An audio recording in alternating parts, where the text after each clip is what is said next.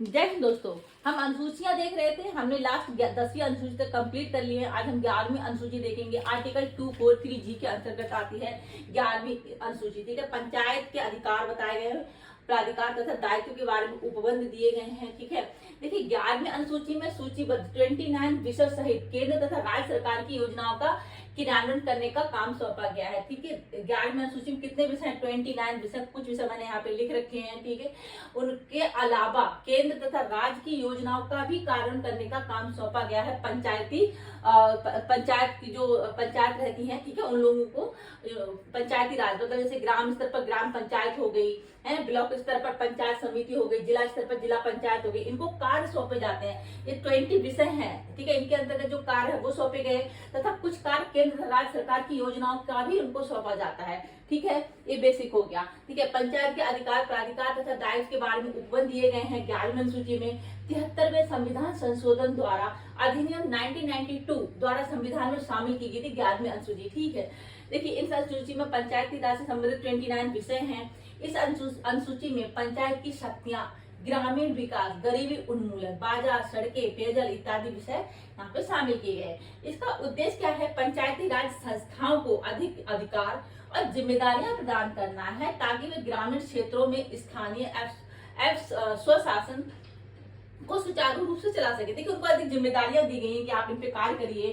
ठीक है, उनको अधिक अधिकार भी दिए गए हैं कि आप ये काम कर सकते हैं। इस तरह से यानी आपकी जिम्मेदारियां हैं और आपके अधिकार हैं, इनके कुछ विषय दिए गए हैं, इनके ऊपर आप काम करना होगा। इसको इससे मतलब इसका मेन उद्देश्य क्या है? जो स्थानीय शासन है ग्राम में, गाँव वगैरह में, वो सुचारू रूप से चलाया जा सके। जैसे आपने सुना होगा एक सार्वजनिक वितरण प्लांट रहती है जिसमें मिलता है मतलब अनाज मिलता है ना, वो आपने सुना होगा। सार्वजनिक वितरण प्रणाली ये बहुत ज्यादा फेमस रहती है ना। गरीबों में अनाज का वितरण रहता है।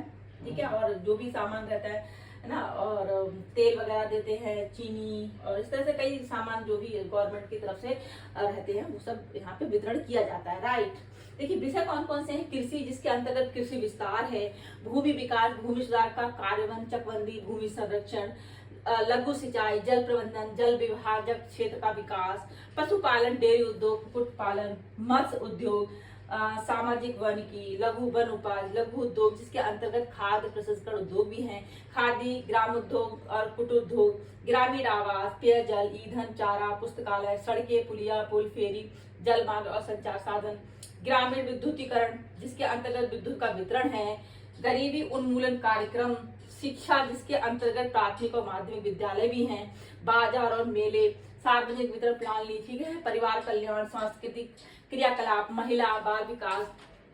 ठीक है, ये मैंने कुछ विषय यहाँ पे लिखे हुए हैं।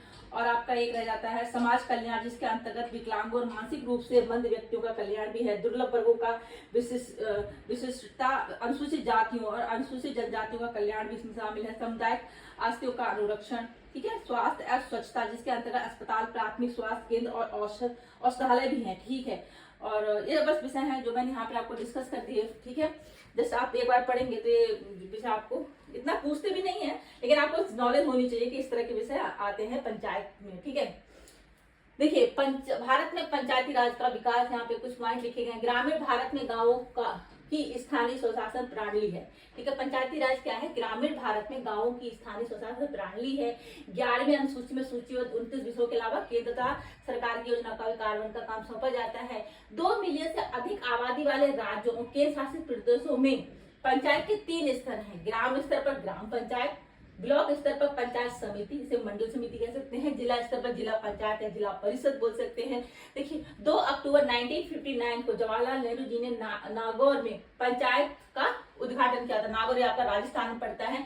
वर्तमान में पंचायती राज प्रणाली नागालैंड, मेघालय और मिजोरम को छोड़कर सभी राज्यों में है और केंद्र शासित प्रदेश में दिल्ली को छोड़कर है। ठीक है, सभी में है आपके पंचायती राज प्रणाली मिल जाएगी। ठीक है, बस ये इंपोर्टेंट पॉइंट है। देखिए 2 मिलियन से अधिक आबादी वाले राज्यों में 3 स्तर हैं, लेकिन 2 मिलियन से कम आबादी वालों में 2 स्तर पाए जाते हैं। ठीक है, पंचायत राज के बस ये इंपोर्टेंट पॉइंट थे। अब हम 12वीं अनुसूची देखेंगे। ठीक है, नेक्स्ट वीडियो में आपको मिलते हैं। Thank you so much.